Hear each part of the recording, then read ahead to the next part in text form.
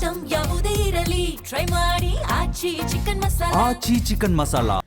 ದಾವಣಗೆರೆ ದಂಗಲ್ಗೆ ಜಮೀರ್ ಮೇಲೆ ತೂಗುಗತ್ತಿ ತೇಲಾಡ್ತಾ ಇದೆಯಾ? ಪಕ್ಷದ ಒಳಗೆ ಜಮೀರ್ ವಿರುದ್ಧ ಕ್ರಮಕ್ಕೆ ತೀವ್ರ ಒತ್ತಡದ ಕೂಗು ಕೇಳಿ ಬರ್ತಾ ಇದೆಯಂತೆ. ಆದರೆ ಜಮೀರ್ ವಿರುದ್ಧ ಕ್ರಮಕ್ಕೆ ಸಿಎಂ ಹಿಂದೇಟ್ ಹಾಕ್ತಾ ಇದ್ದಾರೆ ಅನ್ನೋದು ಮಾಹಿತಿ. ಗೊಂದಲದಲ್ಲಿ ಜಮೀರ್ ಪಾತ್ರ ಇಲ್ಲ ಅಂತ ಸಿಎಂ ಹಿಂದೇಟ್ ಹಾಕ್ತಾ ಇದ್ದಾರೆ. ಅತ್ತ ಡಿಕೆಶಿಯಿಂದಲೂ ಕ್ರಮ ತೆಗೆದುಕೊಳ್ಳಲಾಗದ ಅನಿಶ್ಚಿತತೆ. ಕ್ರಮ ಏನೇ ಇದ್ರೂ ಹೈಕಮಾಂಡ್ ನಾಯಕರೇ ತೆಗೆದುಕೊಳ್ಳಬೇಕು. ಎಐಸಿಸಿ ಅಧ್ಯಕ್ಷರಾಗಿರುವ ರಾಜ್ಯದ ಮಲ್ಲಿಕಾರ್ಜುನ್ ಖರ್ಗೆ, ಹೀಗಾಗಿ ಜಮೀರ್ ಶಕ್ತಿ ಸಾಮರ್ಥ್ಯದ ಬಗ್ಗೆ ಖರ್ಗೆಗೆ ಚೆನ್ನಾಗಿ ಗೊತ್ತಿದೆ, ಮನವರಿಕೆ ಇದೆ. ಜಮೀರ್ನ ಈಸಿಯಾಗಿ ಕ್ರಮ ಕೈಗೊಳ್ಳೋದು, ಆ ನಂತರದಲ್ಲಿ ಅಲ್ಪಸಂಖ್ಯಾತ ವೋಟ್ ಬ್ಯಾಂಕ್ಗಳು ಎಷ್ಟರ ಮಟ್ಟಿಗೆ ಮಿಸ್ ಆಗುತ್ತೆ ಅನ್ನುವಂಥ ಸೂಕ್ಷ್ಮ ಮನೋಭಾವನೆ, ದೂರದೃಷ್ಟಿ ಖರ್ಗೆ ಅವ್ರಿಗೆ ಗೊತ್ತಿದೆ. ಇದೇ ಕಾರಣಕ್ಕೆ ಜಮೀರ್ ವಿರುದ್ಧ ಯಾವುದೇ ಕ್ರಮ ಕಷ್ಟ ಸಾಧ್ಯ ಅಂತ ಮೇಲ್ನೋಟಕ್ಕೆ ಗೊತ್ತಾಗ್ತಾ ಇದೆ. ಕೇವಲ ಬುದ್ಧಿ ಮಾತು ಹೇಳಿ ಸುಮ್ಮನಾಗುವ ಬಗ್ಗೆ TV5ಗೆ ಮಾಹಿತಿ ಸಿಗ್ತಾ ಇದೆ.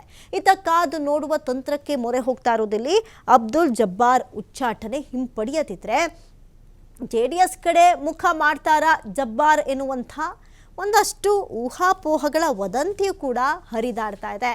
ಈಗಾಗಲೇ JDSಗೆ ಒಂದಷ್ಟು ಜನ ಮುಖ ಮಾಡ್ತಾ ಇದ್ದಾರೆ, ಒಂದಷ್ಟು ಜನ ಮರಳಿ JDS ಪಕ್ಷದ ಕಡೆ ಹೋಗ್ತಾ ಇದ್ದಾರೆ ಅನ್ನೋದೆಲ್ಲ ಓಡಾಡ್ತಾ ಇದೆ. ಹಾಗಾಗಿ ಏನಾಗಬಹುದು, ಈ ರೀತಿ ಮಾಡಿದ್ರೆ ಅಲ್ಲೋಗಿ JDSಗೆ ಹೋಗ್ಬಿಡ್ಬಹುದು, ಇಲ್ಲಿ ಪಕ್ಷಾಂತರ ಪರ್ವಗಳು ನಡೆದ್ಬಿಡ್ಬಹುದು ಅನ್ನುವಂಥದ್ದೊಂದು ಯೋಚನೆ ಕೂಡ ಇದೆ.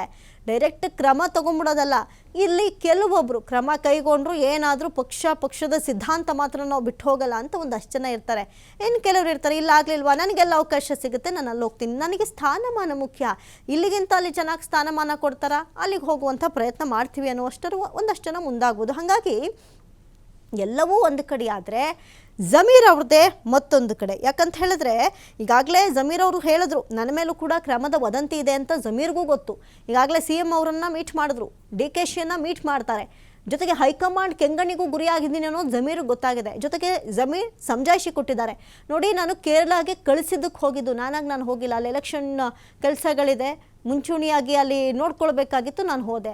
ಅಲ್ಲಿಂದ ದಾವಣಗೆರೆಯಲ್ಲಿ ಎಲ್ಲರೂ ಹೋಗಿದ್ರು, ನನಗೂ ಹೋಗೋಕ್ಕೆ ಕೇಳಿದ್ರು. ಆ ನಂತರದಲ್ಲಿ ಹೋದೆ, SS ಮಲ್ಲಿಕಾರ್ಜುನ್ ಅವ್ರ ಮನೆಗೆ ಹೋದರೆ, ಪ್ರಭಾ ಮಲ್ಲಿಕಾರ್ಜುನ್, SS ಮಲ್ಲಿಕಾರ್ಜುನ್ ಎಲ್ಲರ ಜೊತೆಲೂ ಒಗ್ಗೂಡಿ ಒಂದು ಬ್ರೇಕ್ಫಾಸ್ಟ್ ಮೀಟಿಂಗ್ ಥರ ಮಾಡಿಕೊಂಡು ಅಲ್ಲೂ ಔತಣಕೂಟವನ್ನು ಸವಿದು ಅಲ್ಲೂ ಕೂಡ ಅಲ್ಪಸಂಖ್ಯಾತರ ಶಮನ ಇಲ್ಲ ಅಂತ ಹೇಳಿ ಒಗ್ಗಟ್ಟು ಪ್ರದರ್ಶನವನ್ನು ಜೋರಾಗಿ ಮಾಡಿ ಬಂದರು.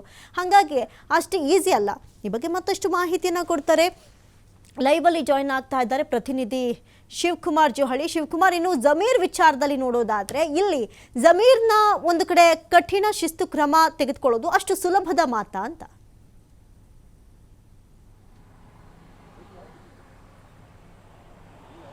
ಅಮೃತ, ದಾವಣಗೆರೆ ನಡೆದಂಥ ಅಲ್ಪಸಂಖ್ಯಾತ ಸಮುದಾಯದ ಗೊಂದಲ ಇವತ್ತು ಹಲವು ನಾಯಕರ ಸ್ಥಾನಗಳಿಗೆ ಚ್ಯುತಿಯನ್ನು ತರ್ತಾ ಇದೆ. ಈಗಾಗಲೇ ಅಬ್ದುಲ್ ಜಬ್ಬಾರ್ ಇರ್ಬೋದು, ನಸೀರ್ ಅಹಮದ್ ಅವರ ಸ್ಥಾನಗಳಿಂದ ಕೈ ಬಿಡಲಾಗಿದೆ. ಈಗ ಜಮೀರ್ ಅವರ ವಿರುದ್ಧ ಕೂಡ ಈಗ ಗಂಭೀರವಾದಂಥ ಆರೋಪಗಳು ಕೇಳಿ ಬರ್ತಾ ಇದೆ. ಜಮೀರ್ ಅವರು ಕೂಡ ಅಲ್ಲಿ ಮೌಲ್ವಿಗಳ ಮೂಲಕ, ಧರ್ಮಗುರುಗಳ ಮೂಲಕ ಅಲ್ಲಿ ಸಮುದಾಯವನ್ನು ದಾರಿ ತಪ್ಪಿಸಿದ್ದಾರೆ ಅನ್ನುವಂತಹ ಆರೋಪಗಳು ಈಗ ಎದುರಾಗ್ತಾ ಇದೆ. ಅದು ಅಲ್ಪಸಂಖ್ಯಾತ ಸಮುದಾಯದ ನಾಯಕರೇ ಮಾಡಿರೋದ್ರಿಂದ. ಸೊ ಇದು ಹೈಕಮಾಂಡ್ ಮಟ್ಟಕ್ಕೂ ಹೋಗಿದೆ. KPCCಯಿಂದಲೂ ಕೂಡ ಹೈಕಮಾಂಡ್ಗೆ ವರದಿ ಸಲ್ಲಿಕೆ ಆಗಿದೆ. ಹಾಗೆ AICC ಕಾರ್ಯದರ್ಶಿ ಅಭಿಷೇಕ್ ದತ್ ಅವರು ಕೂಡ ವರದಿಯನ್ನು ಕೊಟ್ಟಿದ್ದಾರೆ. ಇದರ ಆಧಾರದ ಮೇಲೆ ಈಗ ಜಮೀರ್ ಅವರ ವಿರುದ್ಧವಾಗಿ ಕ್ರಮವನ್ನು ತೆಗೆದುಕೊಳ್ಬೇಕು ಅಂತೇಳಿ ಕಾಂಗ್ರೆಸ್ ಪಕ್ಷದಲ್ಲೇ ಕೆಲವು ನಾಯಕರು ಈಗಾಗಲೇ ಒತ್ತಾಯವನ್ನು ಮಾಡ್ತಾ ಇದ್ದಾರೆ.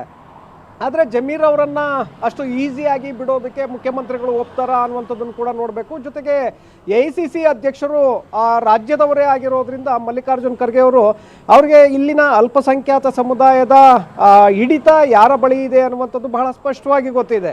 ಯಾಕೆಂದರೆ ಇವತ್ತಿಗೂ ಕೂಡ ಅಲ್ಪಸಂಖ್ಯಾತ ಸಮುದಾಯ ಕಾಂಗ್ರೆಸ್ ಬೆನ್ನೆಲುಬಾಗಿ ನಿಂತಿದೆ. ಒಂದು ವೇಳೆ ಏನಾದರೂ ಜಮೀರ್ ಅವರ ವಿರುದ್ಧವಾಗಿ ಕ್ರಮವನ್ನು ತೆಗೆದುಕೊಳ್ಳುವಂಥ ನಿರ್ಧಾರವನ್ನು ಮಾಡಿದ್ದೇ ಆದರೆ ಆಗ ಅಲ್ಪಸಂಖ್ಯಾತ ಸಮುದಾಯದ ಮೇಲೆ ಪರಿಣಾಮಗಳು ಕೂಡ ಬೀರುತ್ತೆ. ಅದು ಮುಂದಿನ ಚುನಾವಣೆಗಳ ಮೇಲೆ ಅದರ ಎಫೆಕ್ಟ್ ಆಗತ್ತೆ. ಜೊತೆಗೆ ಅಲ್ಪಸಂಖ್ಯಾತ ಸಮುದಾಯ ನಿಧಾನವಾಗಿ ಬೇರೆ ಪಕ್ಷಗಳತ್ತ ಮನಸ್ಸನ್ನು ಬದಲಾಯಿಸಿದರೂ ಕೂಡ ಆಶ್ಚರ್ಯವಿಲ್ಲ. ಯಾಕೆಂದರೆ ಈಗಾಗಲೇ JDS ವರಿಷ್ಠ ಕುಮಾರಸ್ವಾಮಿ ಅವರು ಕೂಡ ಬಹಳ ಸ್ಪಷ್ಟವಾಗಿ ಹೇಳಿದ್ದಾರೆ, ಬರುವಂಥವ್ರಿಗೆ ಸ್ವಾಗತ. ಜೊತೆಗೆ ಯಾರು ಅಲ್ಪಸಂಖ್ಯಾತ ಸಮುದಾಯದ ಬಗ್ಗೆ ಕೂಡ ಬಹಳ ಸಾಫ್ಟ್ ಕಾರ್ನರನ್ನು ವ್ಯಕ್ತಪಡಿಸಿದ್ದಾರೆ. ಈ ಬೆಳವಣಿಗೆಗಳನ್ನು ಗಮನಿಸಿದಾಗ ಕೆಲವೊಂದು ಕಡೆ ಸಮುದಾಯದ ಅರ್ಧದಷ್ಟು ಆ ಕಡೆ JDS ಕಡೆ ವಾಲಿದ್ದೇ ಆದರೆ ಆಗ ಕಾಂಗ್ರೆಸ್ನ ಒಂದು ಮತ ಬ್ಯಾಂಕಿಗೆ ದೊಡ್ಡ ಮಟ್ಟದ ಹೊಡೆತ ಬೀಳುತ್ತೆ. ಆಗ ಮುಂದೆ ಸರ್ಕಾರವನ್ನು ಅಧಿಕಾರಕ್ಕೆ ತರಬೇಕು ಅನ್ನುವಂಥದ್ದು ಇರ್ಬೋದು, ಅಥವಾ ಲೋಕಸಭಾ ಚುನಾವಣೆಗಳಿರ್ಬೋದು, ಈಗ ಎದುರಾಗ್ತಾ ಇರುವಂತಹ GBA ಚುನಾವಣೆಗಳು, ಜಿಲ್ಲಾ ಪಂಚಾಯತ್ ಚುನಾವಣೆಗಳ ಮೇಲೂ ಕೂಡ ಎಫೆಕ್ಟ್ ಆಗುತ್ತೆ.